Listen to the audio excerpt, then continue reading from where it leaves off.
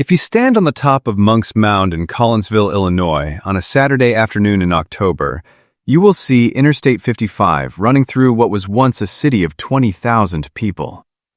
The mound is 100 feet tall. It has 4 terraces, and 154 steps lead to the top. The base of it covers 14 acres, almost exactly the same area as the base of the Great Pyramid of Giza. From the summit, you can see the Gateway Arch in St. Louis to the west, the highway to the south, and the 80 surviving earthen mounds of the surrounding park.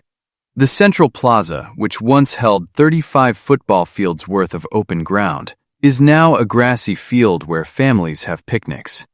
There are no signs that explain what happened here. There are no walls of the city remaining. There is no one who can tell you what the place was called. In 1350 AD, the city was empty. By that year, the people who had built it had left. Not just the city itself, the entire region. Most of southern Illinois, southern Indiana, western Kentucky, western Tennessee, and southeastern Missouri were abandoned in the same period. Archaeologists call this the vacant quarter. An area roughly the size of Pennsylvania was emptied of human inhabitants within a century or two. The people who left did not write down where they were going. There is no oral tradition that survives among modern native nations claiming the city as an ancestral home. When the French missionaries arrived in the 1600s and asked the local Illiniwek people who had built the mounds, the Illiniwek told them the mounds had always been there. In 1175 AD, the city built a wall. A 2-mile wooden palisade made of 20,000 timber posts was constructed around the central precinct, a city wall inside a city. Around the same time, a large residential compound on the eastern side of the city was burned to the ground in a single fire that included ritual buildings filled with deliberately broken stone tools.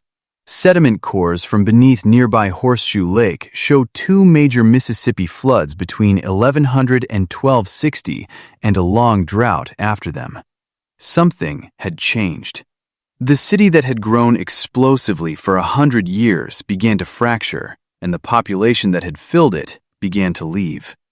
In 1100 AD, the city was at its peak. Between 15 and 20,000 people lived inside its central precinct, and as many as 40,000 in its broader metropolitan area. London at the same date held 10 to 15,000. Paris held perhaps 20,000. Cahokia was larger than any subsequent city in the United States until Philadelphia passed 40,000 in the 1780s. Trade goods reached it from the Gulf of Mexico, the Great Lakes, the Southern Appalachians, and the Atlantic seaboard. Multiple dialects were spoken in its central plaza. A circle of red cedar posts called the Woodhenge marked the equinoxes. At the spring sunrise, the sun emerged from behind Monk's Mound in a way that observers described as the Great Pyramid giving birth to the day. In 1050 AD, the city was new. Before that year, the floodplain held perhaps 1,000 farmers in scattered villages. Within 50 years, the population multiplied more than tenfold. Archaeologists call this period the Big Bang of Cahokia.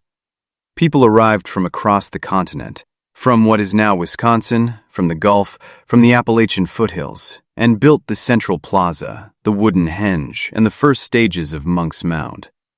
The mound itself was built in stages over decades, each new layer of clay carried by hand from the river floodplain in baskets. The pyramid of an entire civilization was built on the backs of its citizens, one basket of mud at a time.